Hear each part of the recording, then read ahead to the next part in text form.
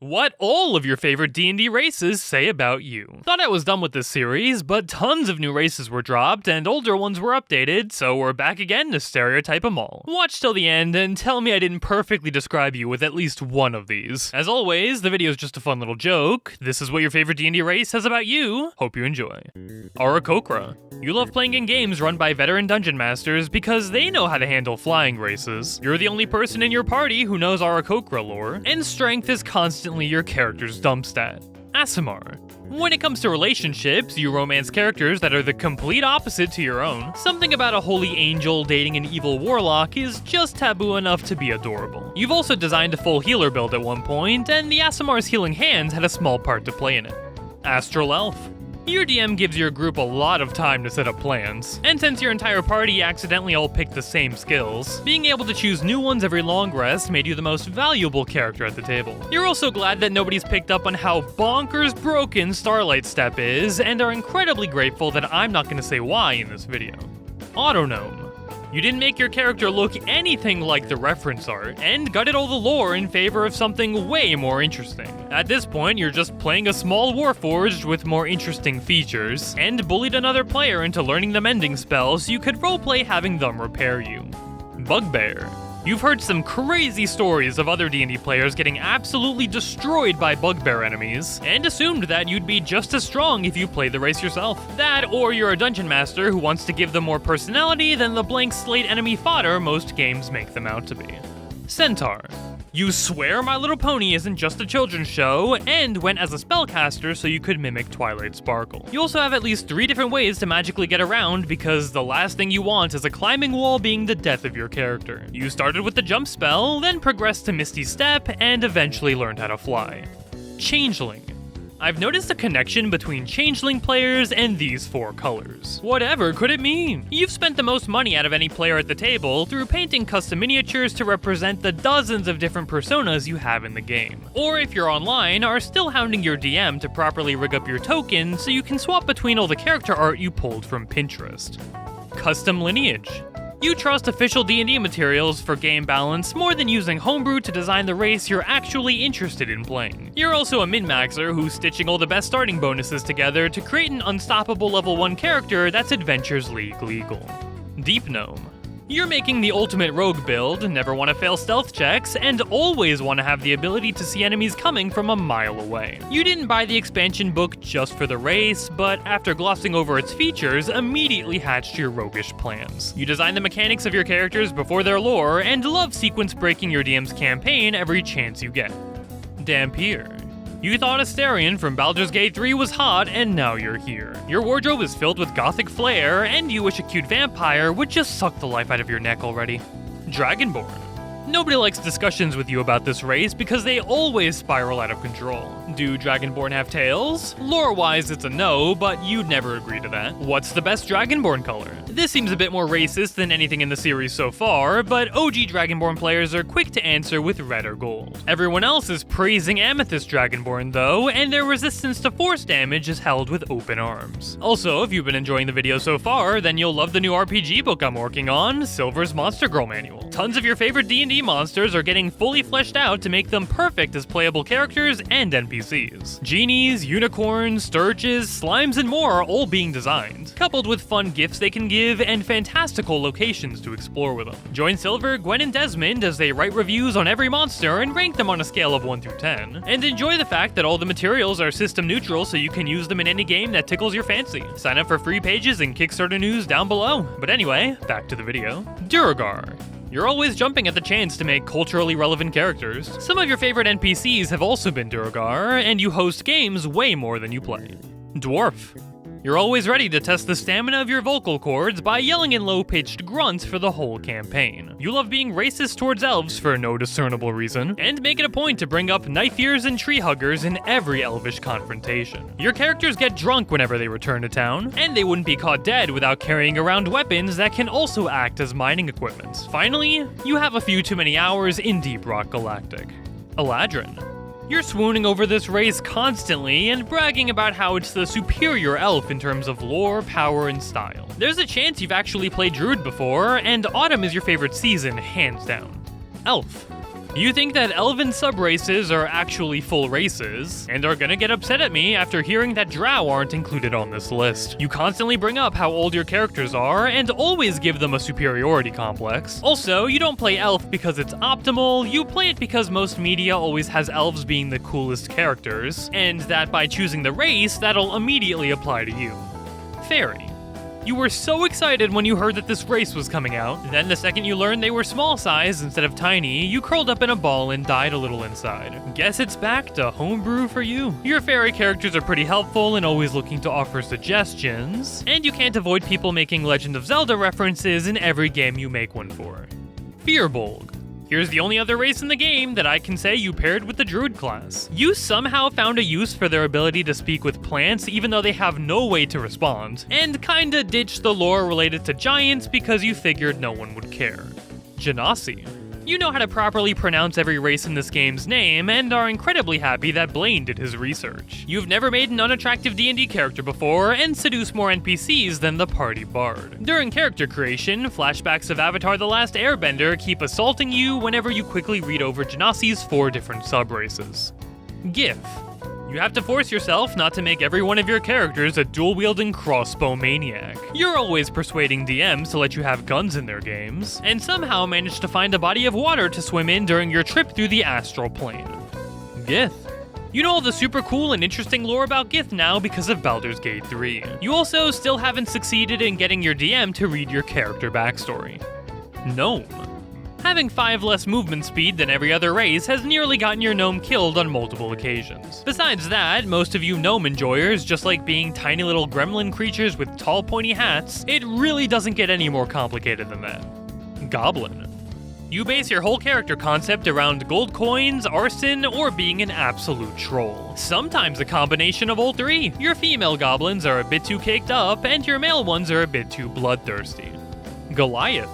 You heard everyone talking about how deadly the first few levels of D&D are, and found the best race for dealing with that. You're constantly waiting for the party's plans to fall apart, so fighting becomes the only option, and feel the most alive whenever you completely negate one of the DM's attacks with your chiseled chest. Grung. You use outdated memes and unironically post on Imgur. You have fights with DMs about why they're banning all the materials you want to use in their game, and are constantly looking for loopholes to be as powerful as possible. Hadozi. You made your character a sidekick to somebody else and gave them a background as a circus performer. You first learned that this race existed because D&D Shorts brought up how busted its gliding ability is, and then got heartbroken when the game devs fixed it. Half-elf. You find half-elves to be more relatable than elves and more interesting than humans. You like simple stories that take place in small farming villages, and are always the first player to have plot hooks from your backstory used by the DM. Half-orc. You love the Great Axe as a weapon, and are getting a bit tired of racism being the central theme in homebrew campaigns. You're also surprisingly into a healthy blend of roleplay and combat, and usually ignore anyone who can't stop flailing about how spellcasters are better than marshals. Halfling. You get your party screaming in suspense more often than anyone else at the table. Whenever you roll a 1, everyone panics. Then you let the room simmer down and reveal that halflings re-roll 1s. Hope is restored and everyone's back in suspense again. Then your next roll pivots into a natural 20 and the crowd goes wild. These are the moments you're looking for, and it's the reason you love D&D so much. Herongon. You may be a furry, but at least you know a well-designed race when you see one. Your party loves all the creative ideas you come up with, and you never realized how open battle maps became until you got a 30-foot jumping height. Judy Hopps is also your favorite character from Zootopia. Hexblood. The Curse of Strahd is your favorite D&D module, and DMs love your characters because it's just a free excuse to add hags into the campaign, which everyone knows are objectively the coolest monsters. Fight me. Hobgoblin. You play D&D with some of the largest groups around, and are the only person in the party to ever consider using the help action. Everyone loves you for that though, and it sorta made you the unofficial leader of the group at this point. Human. Did somebody say variant human? Did somebody say crossbow expert feat? Yeah, your level 1 builds are crazy optimized, and you've never considered going any of the other sub-races because of it. If you're a noob, then you're playing as a standard pre-generated fighter, and if you're a pro, then you made one of the best backstories out of anyone in the party. KALASHTAR. You write in-depth and complicated backstories that DMs are way too intimidated to read. Your DM also got super inspired by Baldur's Gate 3, and now every other enemy you meet is doing psychic damage. Kender. You're very aware of the hate this race had back in the day, and are doing everything in your power not to play into those stereotypes. The lack of 5e lore sorta bums you out, but you've been a D&D veteran for years now, so that's nothing a bit of older edition appropriation can't fix. Kenku.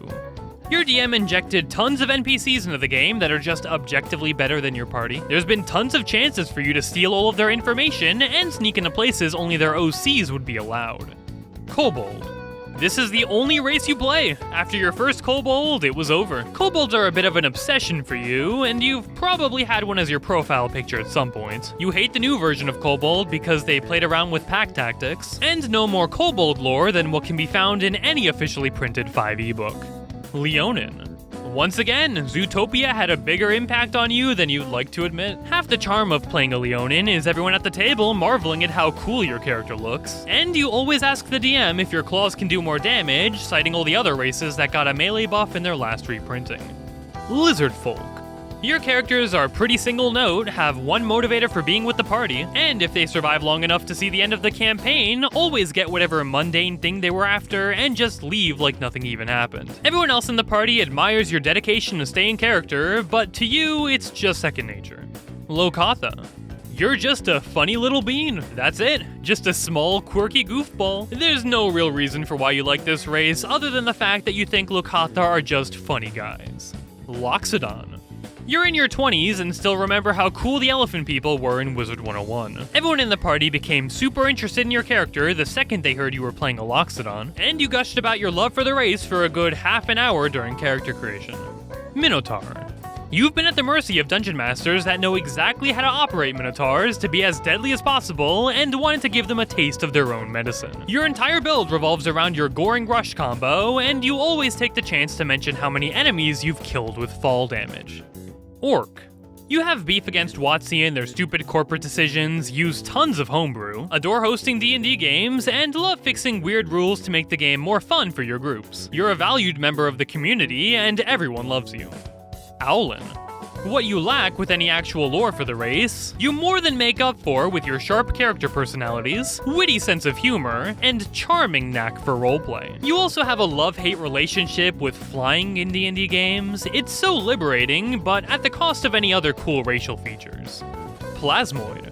You convinced your DM to let you give plasmoids more humanoid characteristics and are finally playing as the cute anime slime girl of your dreams. You get the other party members to hold all of your gear and always hatch creative plans for getting out of sticky situations.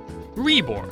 You found the only race that gets bonuses to death saves and now have an unstoppable bravado in the heat of combat. You know full well that it only takes getting hit twice after running out of health to instantly die, but that doesn't stop you from risking everything to be as chaotic as possible in the front lines. I'm also taking a risk with this last one, but there's a good chance you also aren't American.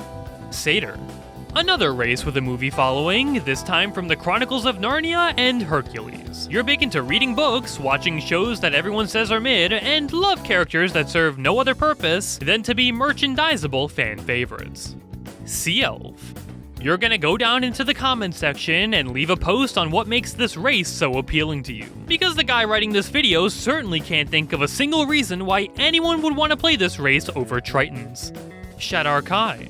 Your favorite race changes whenever a new elf gets printed, but Shadar Kai have been your favorite for a bit now because they're unapologetically edgy. You know lore about the Shadowfell, which is cool, and love making neutral evil characters. Shifter. You find human-looking characters to be boring and love transforming into more interesting things any chance you can get. You're also a closeted furry, or someone carefully testing to see if their friend group has a problem with that. SIMIC Hybrid. You always choose Mantiglide as your first race ability, and read way too deep into D&D race tier lists. I'll save you having to wait for my new one, and just say that the race is a solid A tier. Tabaxi. You're always scared to play this race at new tables because you know the stereotypes associated with it. Ironically, you also know that the tabletop community is the most welcoming space in the world, but you don't let that hold back the irrational fears. You marvel at how unapologetically open Kobold players are with admiring their favorite race, but can only go as far when your entire group is filled with monster lovers. Thrycreen. Your DM is a stickler for object interaction, so holding items in extra hands is actually useful. You also love that Thri-kreen are monstrosities just because it breaks the mold of everyone in the game being humanoid. And even though nothing else in your race is all that revolutionary, you enjoy fiddling around with new official game materials like it's DLC in a video game you've already beat. TIEFLING. You went from being a minority in the real world to a majority in the fantasy one. Everyone can guess how you swing the moment it's revealed that you made a tiefling, and the vibrant color of your character's skin makes it even more apparent. If you're a new tiefling player and you have no idea what I'm referring to, then you'll learn a lot about yourself within the next year or two. TORTLE. You actually know a few really niche uses for hiding in your shell. And on occasion, they're better than just taking the dodge action. You also wanted an ungodly high armor class without having to waste hundreds of gold or stick points into dexterity. There's also a good chance your TORTLE has a homebrew subclass. Could it be in Rogue by chance? TRITON. The campaign takes place on a large body of water, and you just made a character that wouldn't completely suck if they were to fall into it. You're calm, cool, and collected, and your characters are the spitting image of thankless heroes. DMs read you like a book, though, and know exactly how you'll react to everything in the game. Vidalkin. You're a dungeon master who was forced to read up on Vidalkin lore to understand global politics in Ravnica. Somehow you didn't fall asleep doing so, and actually found their lore to be pretty interesting. Your players all call them the Smurf people from Avatar though, so any hope you had to entice them got thrown out the window. Verdun. You bought the book this race came from, and the sunk cost fallacy kicked in. Now you're pretending that this is your favorite race until the character dies, then you'll never play Verdun again. The new printing of goblins is looking more enticing by the minute. WARFORGED. You're a sucker for the emotionless character learns to love story arc. You have a killer monotone voice and can hold in a laugh to keep the bit going, and you don't have the best eating schedule. Yuan-Ti. Your DM banned Yuan-Ti Pureblood. And finally, Yuan-Ti Pureblood. You loved snakes before you knew about this race, and accidentally caught a tier list video that put purebloods in S tier. Every time the DM sees you rolling against their spells with advantage, they get one step closer to banning purebloods in their next campaign. As usual, if you're holding any other racial stereotypes, then share them down below. Check out a bunch more videos like these in this playlist over here, and I'll catch you all in the next video.